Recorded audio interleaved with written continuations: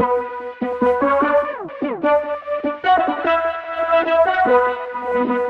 Hey everybody. y'all. Welcome back to another fantastic edition of the His and Her Money Show. I'm And Talent, I'm Ty. and we make it our business to help you take dominion over your money and your life. Do us a favor. If you hear anything fantastic during today's episode, which I promise you will, share it. Be a good friend.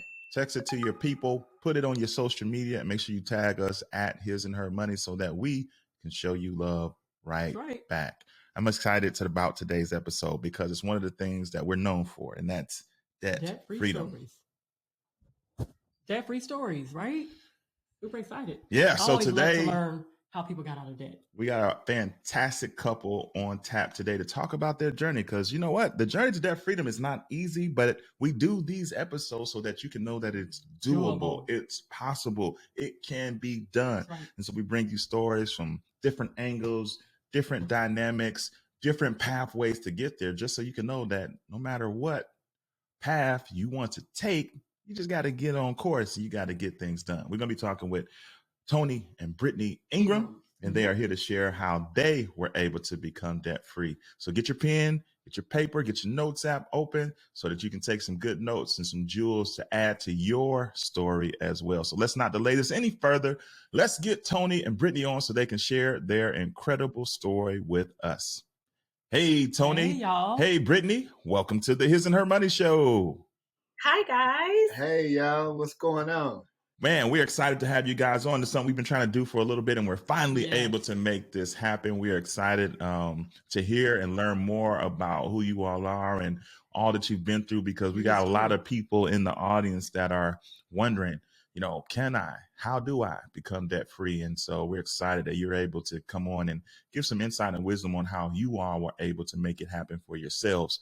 But before we get into your story, can you say hello to everybody that's tuned in right now, and then just let them know what you two are all about? Absolutely.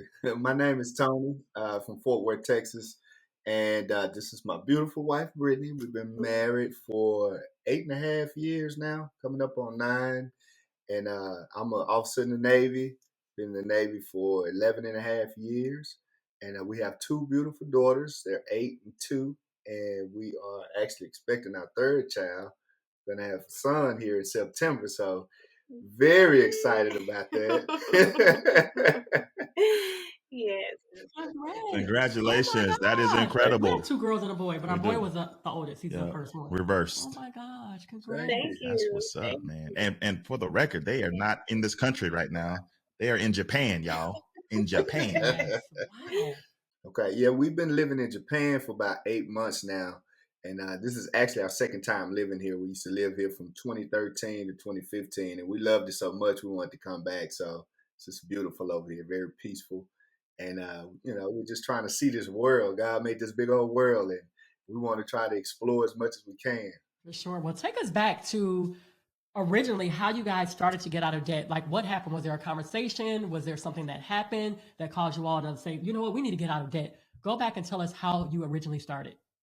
We actually have two debt-free stories, and I always have to mention our first debt-free story because I don't hear a lot of people talk about relapsing. At least we didn't hear a lot of people talk about relapsing. So I think that it's very important that we always let people know about our first debt-free story. So we first started trying to get out of debt in 2015. Our debt at that time was about 100 grand. Or so, and that included my student loan, that included a car. And Tony introduced me to Dave Ramsey. And that was when we first came back from Japan the first time. And he wanted me to do a financial peace course with him. And he was like, I really want us to, get out of debt, because he had bought me this beautiful car, and, everything was just out of order. So it got to a point where we had to decide whether or not we wanted to put gas in the car or if we wanted to eat. And at that point, we were like, okay, we know we have to do something because our finances are not where they need to be. So that was like our first debt free journey. And we ended up paying off about $60,000 of that debt. And the other 40,000 went into a student loan forgiveness. And in our head, we considered ourselves debt free at that time because we thought, okay, well, the rest of the money is in a student loan forgiveness. We're not going to worry about that. They're just going to take that money out of our account over time. And technically, we're debt free. Well, at that time, our mindset was not where it needed to be in terms of not relapsing. So slowly but surely, and I mean like, well, not even slowly but surely, but quickly, like a month later or so, we started slowly using the credit cards again and just racking up little bit by little bit. And the second time, when we finally sat down in 2019, when Tony came to me, and I'll let him tell that part. At that time, that's when we doubled down on our debt. Yeah. Yes, and we had accumulated $235,000 worth of debt. So we were like, "Whoa! How did we get back here? And how did we double down?" Yeah. So I'll tell my piece on that. Obviously, we didn't learn our lesson the first time, so we failed with flying colors the first time, and so the second time came around, and I was away for work. I was in Virginia doing some training, staying in a hotel room for a couple months, and at this time I was fasting. I did a 7-day fast, no social media, no secular music. I was in my word, praying and things like that. And that's when God spoke to me. He said, basically, son, you supposed to be the man of the house. You're supposed to be the leader. And you're not stewarding like I need you to. I'm providing you these resources, but you're not leading. You're not being the man of God that I need you to be. And that hit me right in my gut. And so when I heard that from God, I talked to Brittany. I said, hey, we know we got this debt. We just keep pushing it to the side, saying we'll pay it off later, we'll pay it off later. And then we sat down and looked at the numbers, and that's when 235,000 came up.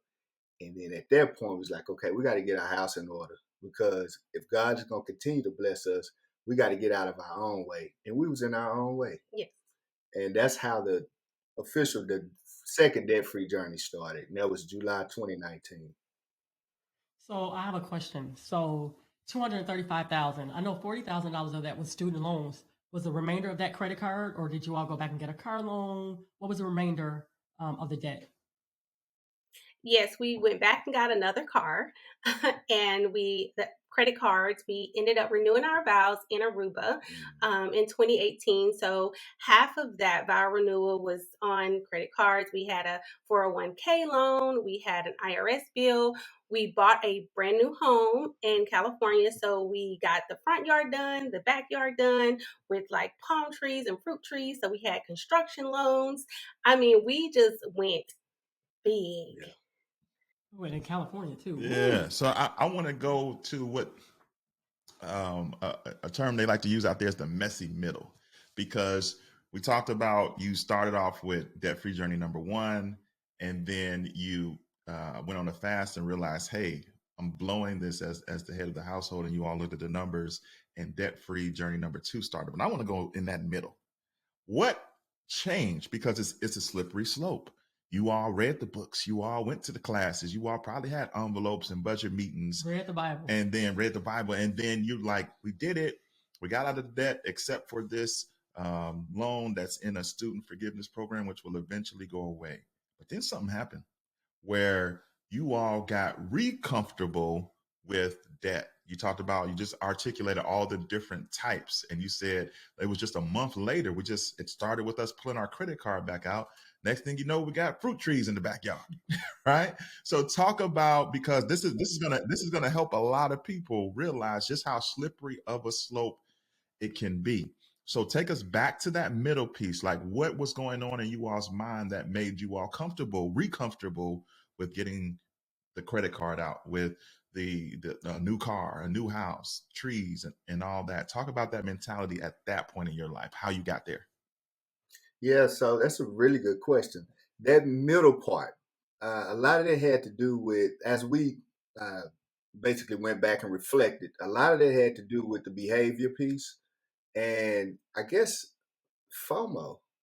We had this restriction that we placed upon ourselves during that first debt-free journey. And so when we quote unquote became debt-free, it was almost like we wanted to spend. Our mentality was, okay, what can I buy now? Versus okay, now let's learn. So the financial literacy piece was not necessarily there. Yeah, we did go through the courses and everything, but it wasn't embedded down into our spirit. And that's where the shift came, because we knew we had this debt. It was like, oh, we got the money, we'll pay it back. So the behavior wasn't there. The mentality shift wasn't there. It was, what can I buy? And I'm going to say this for me, because I'm big on accountability. I let my ego drive a lot of that. Really did, and I wanted to provide for my family. I wanted to look good, wanted us to look good in the process, but that looking good got us 235,000 in the hole. So I think if you can tailor that, or really discipline that ego, because that ego will lead you to destruction, and that's what happened. That's what happened with me. And Brittany, she, bless her heart, she gave me the space to lead, and I really appreciate that. She wasn't down my throat about stuff. She allowed me the space to fail as a man, and she picked me up.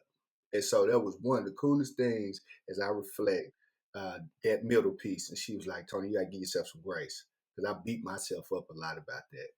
And so, yeah, that middle piece was, glad you asked that. That's a really good question. I want to stay there because you just talked about grace. And I think that's a huge thing, because somebody is right now where you were.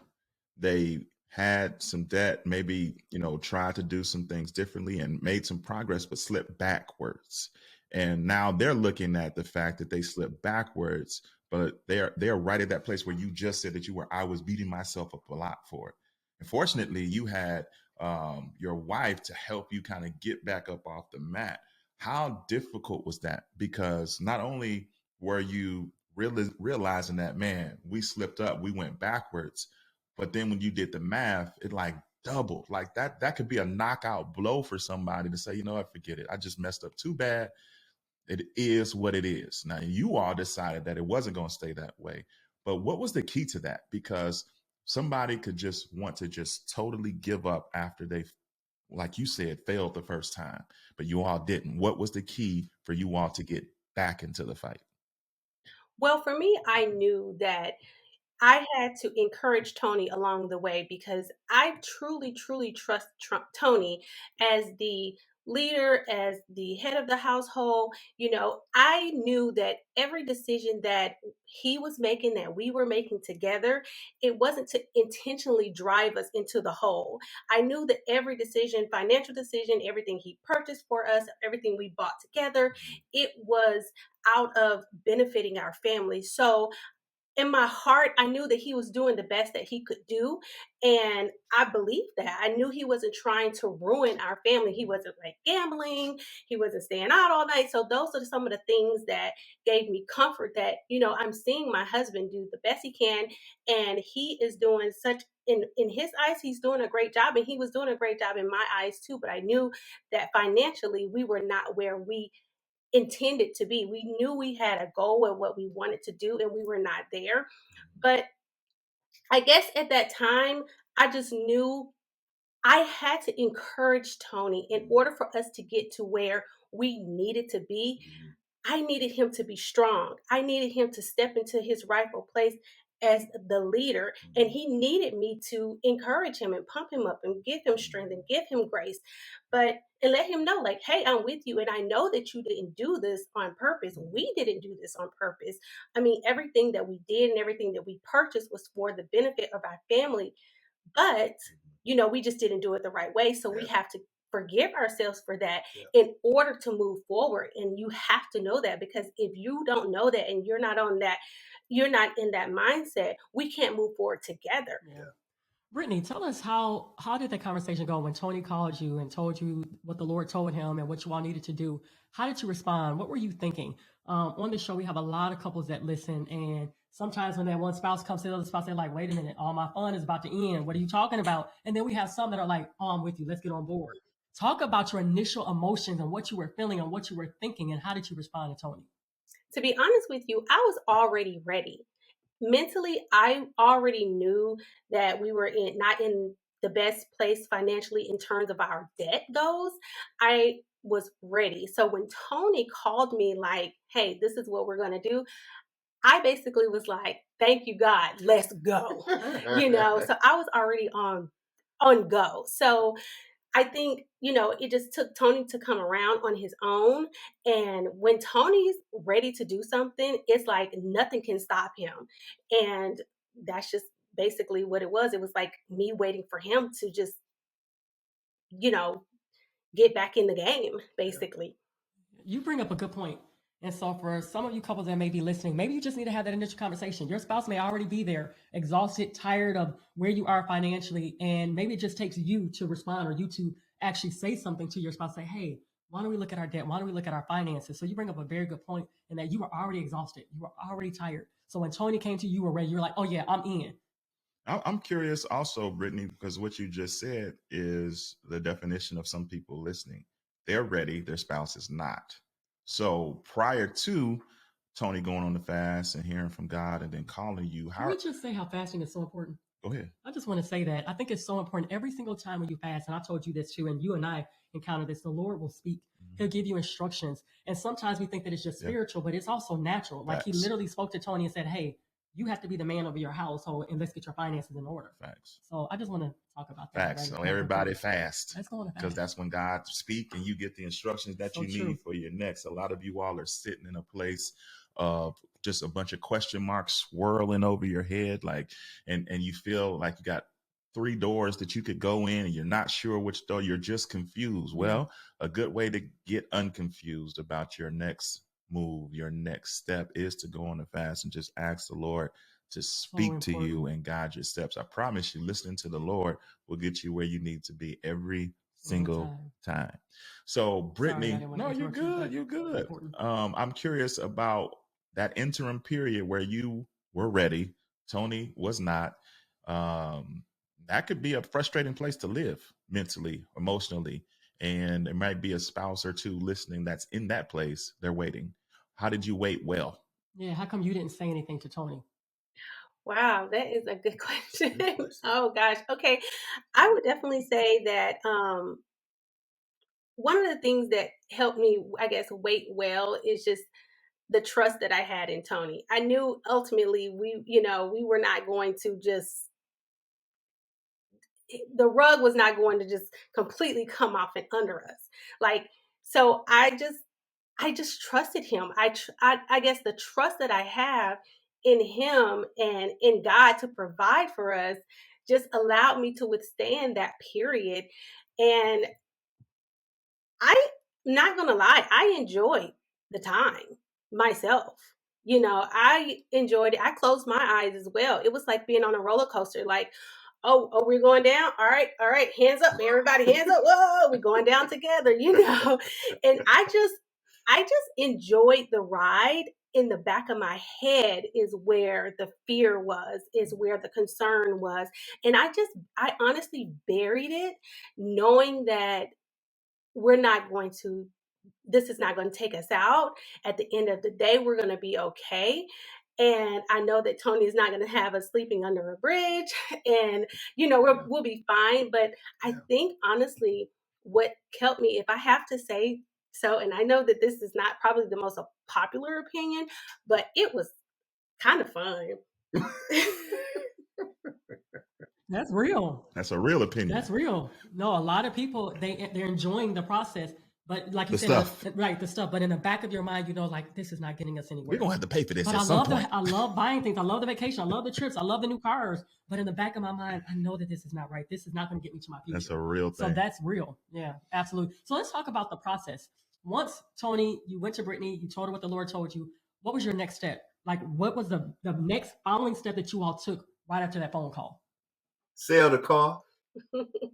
We sold our Jeep, brand new Wrangler. That was the first thing we did. And Brittany did it by herself. She went to that dealership and punted it. I say punt it, just get rid of it. We need to snatch this Band-Aid out. So we wrote all our debts down, smallest to largest. We did the debt snowball. And then we said, what's the first thing we can get rid of? And it was the car. And loved the Jeep. But at that point, I was sick of myself. I got sick of myself. And I said, you know what, man, you were just really ruining. You think you know what you're doing, but you don't have a clue. That was the realization that I had, the accountability piece. And we sold a car because it's like, all right, I want a nice car. I've been working hard, or we've been working hard. We want to look like we are successful. And then it got to that point where I was like, you know what? It don't matter what I drive. I don't care if I drive a bucket. As long as I can get from point A to point B and it's safe. So we got rid of that first debt. We paid $50,000 for that Jeep, and we ended up taking a bath in it. I think we got $35,000 for it. We only had it for about a year. So that was the first thing we did. Got on a budget, listed our debts, smallest to largest, kept it real simple. But man, we really just started to evaluate what we were spending. We pulled up bank accounts. Like, where's all our money going? Oh, we're eating it all up. Literally Tony. eating it. That's true. That's real. That's a real budget For buster. sure. It's most time it is the food. Yeah. Most time it is dining out. Most time it is. And with inflation, food getting more Oh and more my expensive. gosh. It Yeah. is. Yeah, it's getting It crazy. absolutely is, for sure. Especially if you like chicken, but that's another conversation. That's But a lot of people might have that idea too. So if you owed, how did that process go when you decided to go take the car back? Did they say, okay, cool? You took it to the original Did you dealer? have to like, how did you make up the difference between what you owe versus what it was worth? Help people understand how they could do that. Okay, yeah, good question. So I did all the research online for the Jeep, which made it a little bit easier for Brittany. So I got quotes online. So you can go on Carfax now and they'll give you a quote and basically cut you a check online. You just have to take it to a particular dealership that they give you. And then you take the voucher in there and take the car back. And the difference we didn't have. We was basically living paycheck to paycheck. So we had to get a personal loan to make up the difference for the car. Actually, I think we owed like $46,000. And so they gave us $34,000. And so we had to borrow like $15,000 to make up the difference. Plus we wanted to leave ourselves a couple grand to get me a little beater to drive back and forth to work. So personal loan to make up the difference if you don't have the cash sitting there. And we didn't. Making a lot of money, but didn't have nothing in the bank, about $1,000 really. And that's how we went about the process. Took it to the dealership, gave them the title or the keys. They did the appraisal there, and they say, okay, yep, what they said online is correct, is accurate. We're going to give you this money. All right, but by the way, you guys owe us another $11,000, $12,000. Where are you going to get that from? And so I had a personal loan.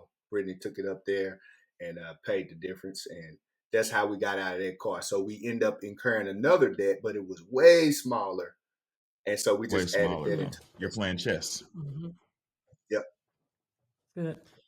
So after that, after you all created the budget, what were some other things that you all did to knock out this debt? And how long did it take you all to knock out this debt? July 2019 it was, right? So how long did it take you all to pay off $235,000? It took us 19 months to knock it out.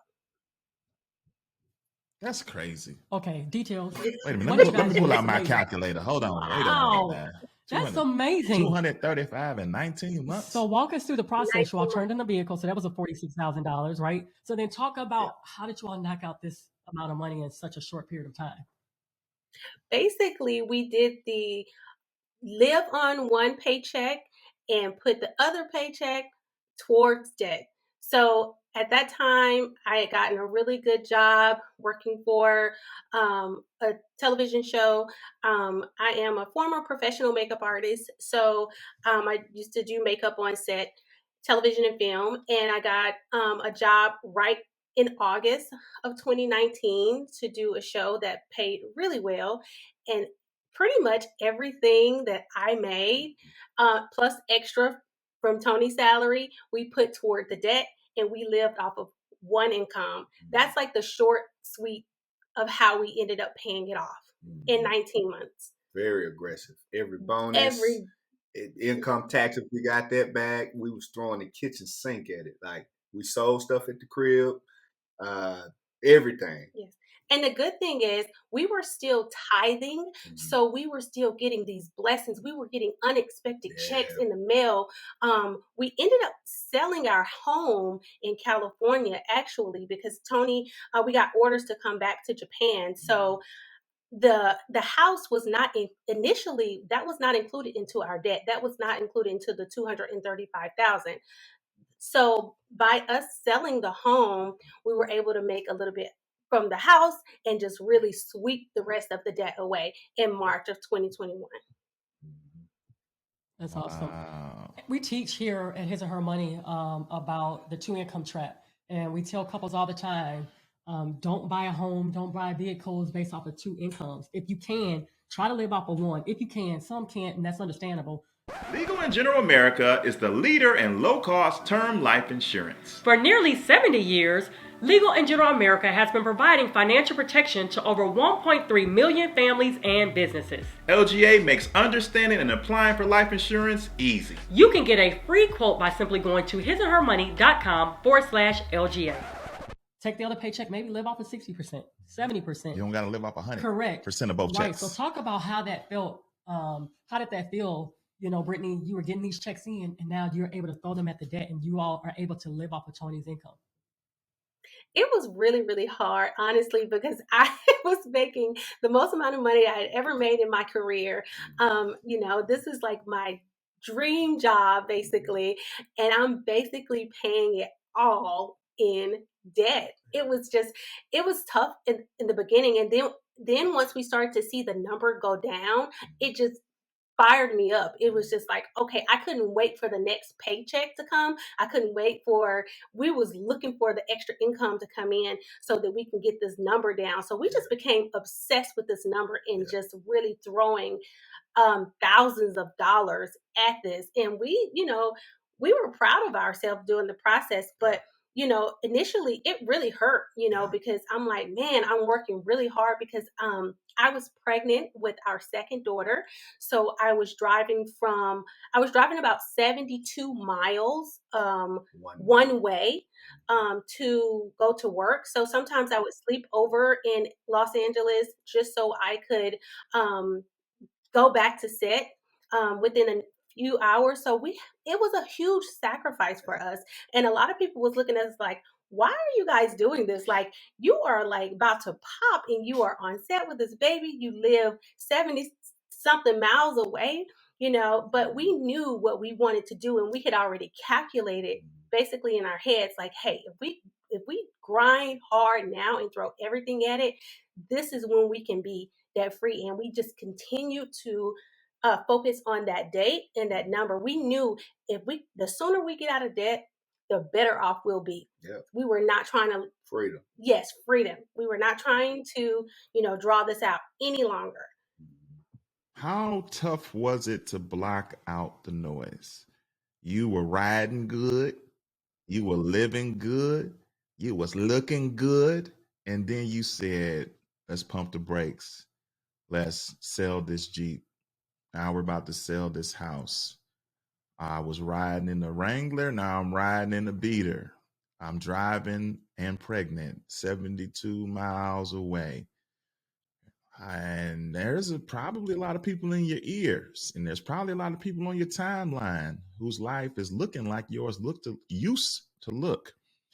How did you block out the noise and not revert back to the old you? Because that was what happened previously, is you started off one way and then ended up reverting back.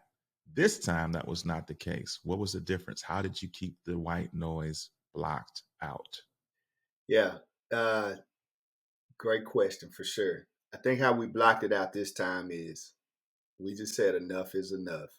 And we started to dream together. Like, what do we want our life to really look like? Like, we know what we used to do, and that didn't work. We did that twice, and that didn't work. So what do we really want? Do we want to look like we got money, or do we want to actually have money? And at that point, it was like, we want experiences over things. And so we started saying that, experiences over things. What do we want to do? We want to travel. We want to provide for our children. We want to give them solid role models to say, you know what? We don't want to start from the bottom. Our parents have built a great foundation for us. They're teaching us these things and learning the importance of financial literacy and being good people and being great givers and living out your purpose. living out your purpose in bondage, that's hard. Like you're working against yourself. That's what they call hustling backwards. And that's what we was doing because we were trying to, I guess we just look like everybody else. And deep down in my spirit, I hate following the crowd. And that's what I was doing. But I had to realize that, nah, man, if you're going to break out, if you're going to be a leader, leaders lead. Leaders lead. You cannot lead and being like everybody else. It don't work like that. And so I had to strip away that ego and that mental block that I had as a man to be like, okay, lead your family this way. It is unpopular. They hated Jesus. He didn't have a bunch of followers.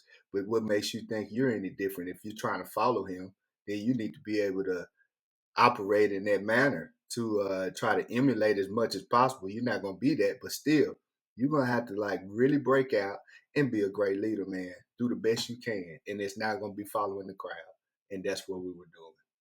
Yeah, if I could add to that, I would say, I'm just very grateful that I'm not really a materialistic type of person. I can really kind of care less about, I like nice things, but I am not like this hoarder for things or this lover for things. I don't really necessarily have to have, the best car, or the best bag, and the best shoes. As long as I look nice, and I'm fine. And I think that mentality really carried us a long way because I had my moments where I would see all of my coworkers pull up in their nice cars and I would just vent to Tony. I would take that time to just tell him how much I really wanted a Tesla, how much I really wanted this car, but it would last for like a day or so and then I would be back on my horse because I like nice things, but I chose to, my family's wealth over things. So that's when Tony talked about experiences over things and just,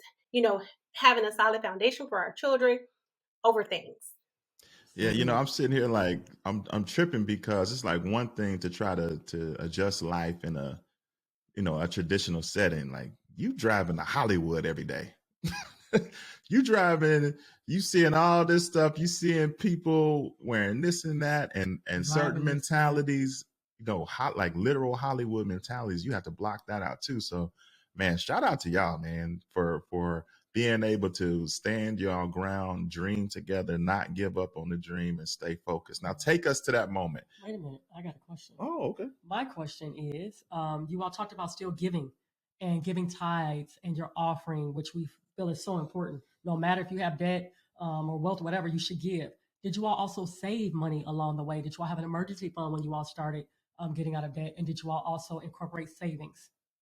Yeah, we just had a mini emergency fund. It was $1,000, and we tapped into that thing pretty often because we had older Hondas, and sometimes we'd have to go down to the mechanic and get something fixed, and that would wipe us out, and then we had to start over. But we kept it at least $1,000, and when the pandemic hit, we padded it up a little bit.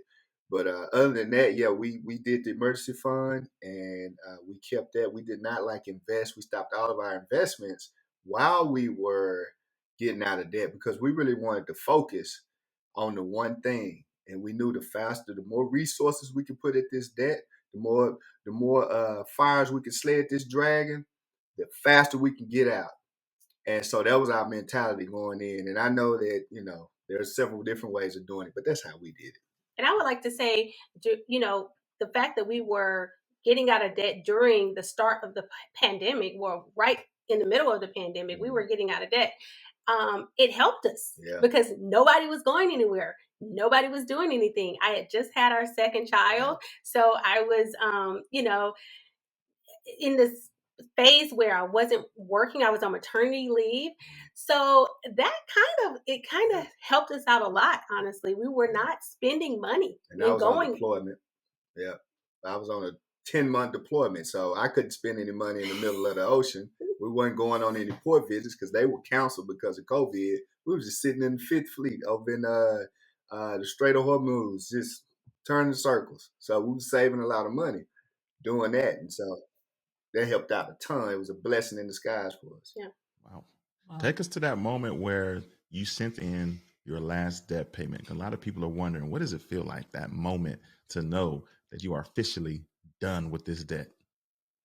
So for the last the last debt payment, we actually let our oldest daughter pay it, and we sat down at the computer with her, and we walked her through the process. It was the student loan, was the very last debt that we had, and we let Harley press the button, and she knew the whole process. She would ask us questions about it, and she was 6 at the time, so she would ask us these questions like, "What does debt free mean?" and stuff. So we were able to kind of plant those seeds for her. She made the last payment, and we all just celebrated and hugged, and it was like, oh man, like this huge weight. It's beautiful, what they call beautiful bondage. It was just released from our shoulders. And then I think it took us about a month or two to kind of like really like receive that we were debt free. And it was a trip, and then after that it was like, oh snap, we got all this money left over. What you mean? Let's invest. Let's invest this money. And so that's what we started doing. So that was, instead of paying other people, we started paying ourselves. The people that didn't earn that money, we the ones that earn the money. Yep. So we need to pay ourselves. So that's what we started doing. Awesome. And so, Tony, this second journey started with a fast in a hotel room, the conversation between you and God. Compare that day to the day, not the day that you sat down and paid off, but you said it took a couple of months for it to settle. Did you think back on that conversation you had with God, and what did it mean to accomplish what you set out to accomplish? That was huge. Huge. It was like when you put your mind to something and it's in alignment with God, it's got to be in alignment with God. There's nothing you can't do. There's no mountain that you cannot move. You got to have faith. You got to trust the process, and you got to work your butt off. And so that was the few things that I took out of it, and it just really brought me closer to God, because He said He's gonna do what He said He was gonna do. But I gotta do my part. I gotta put in the sweat equity as well. And so seeing it all the way through made me very proud of myself. It made me very, very proud of my wife. And now we're at a point where we can really build. We can really build. And the stress level is real low now. Stress is at a zero right now, because we can do what we want to do. Yep, I agree. It doesn't get old. It's an amazing feeling that we want everybody to experience. So hopefully you all can take Brittany and Tony's story, and hopefully that it inspires you to get up and do something about your debt too.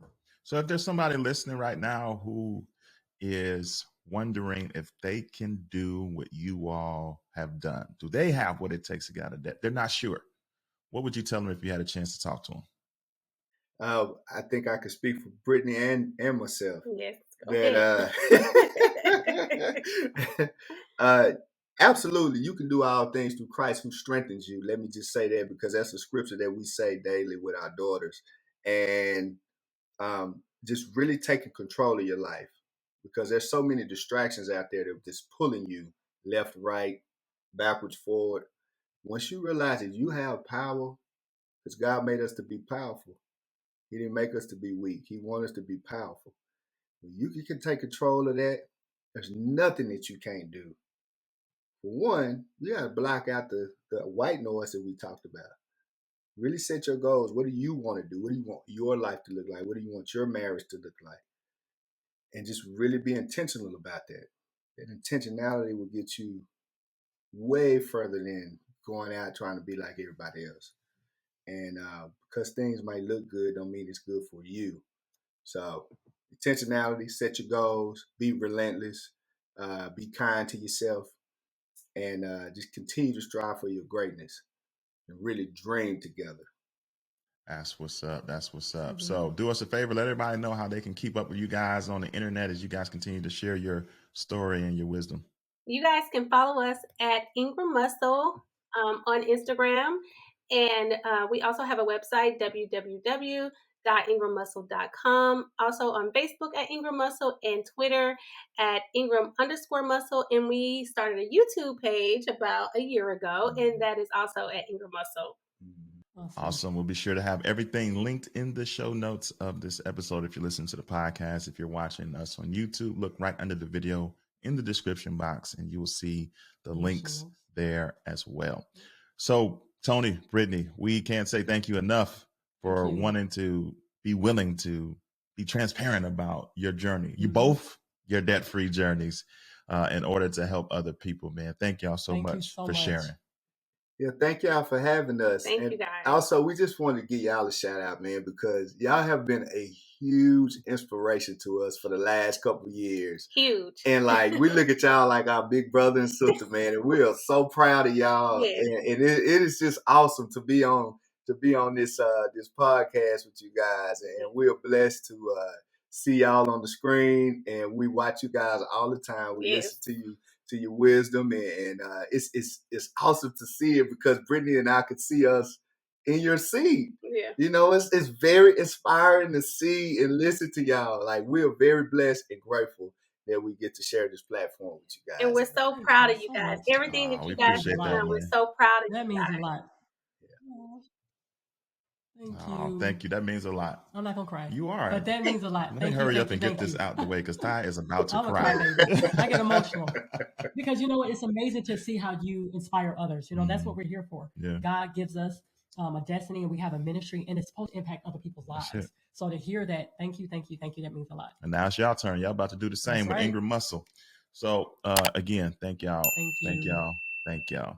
So there you have it, ladies and gentlemen. Another fantastic edition of the His and Her Money Show is in the books. I hope you took some good notes, and because there was a lot of wisdom dropped today, a lot of transparency that you can learn from.